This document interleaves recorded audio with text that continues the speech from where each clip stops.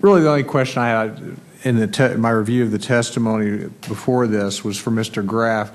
Mr. Graff, I get a lot of trucking firms, especially small trucking firms, come to my office in the district and talking about the proposal. And I think you mentioned it in your written testimony about the fuel surcharge standard and helping small trucking companies compete with their larger counterparts. I don't know if that's been talked about today, but could you go into that in a little more detail, how that would assist the small trucking firms, perhaps what the opinion of the larger trucking firms are, and just explore that a little more for me, please? The question was asked a little while ago about the difference between question was asked a little bit ago about the difference between the fuel surcharges. What it is, you have your major carriers, which, by the way, only haul about 10% of the freight.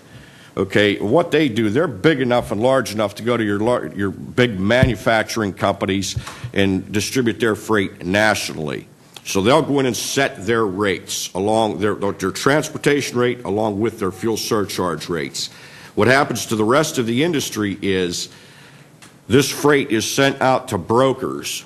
Brokers are all nationally little broom closet people or whatever, and what they do is these companies give all their overflow freight to these brokers. The broker contacts carriers such as me and says, I have a load that goes point A to B.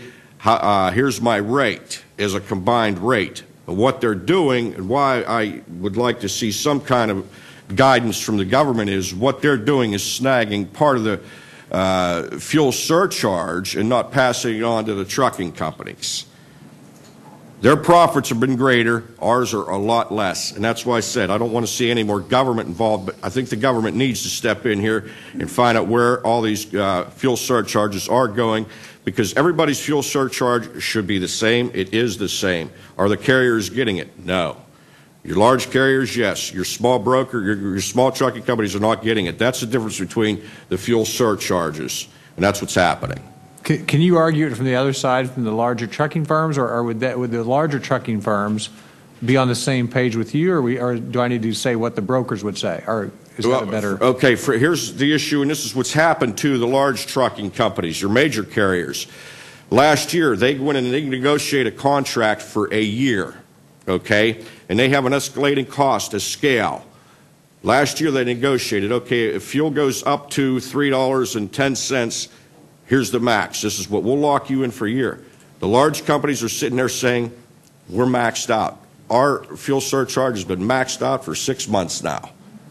We're capped. Now they're starting to lose money. The brokers go in there, hey, here is our fuel surcharge. We have a scale. Every Department of Energy puts it out every Monday.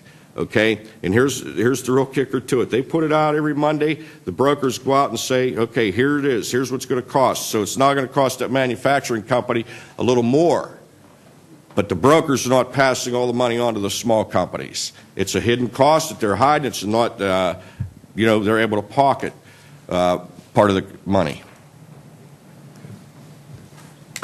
Just as a follow-up, the impact, long-run competition, long-term impact on long-term impact. Your small companies are going out of business daily.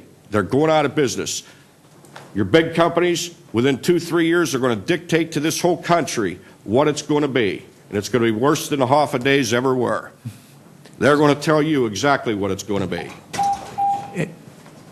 Anybody else want to comment on my question from the panel? I'm sorry I didn't review everybody's testimony. I'd make a point on that. You know, Southwest Airlines has done pretty well over the last couple of years because they had futures contracts.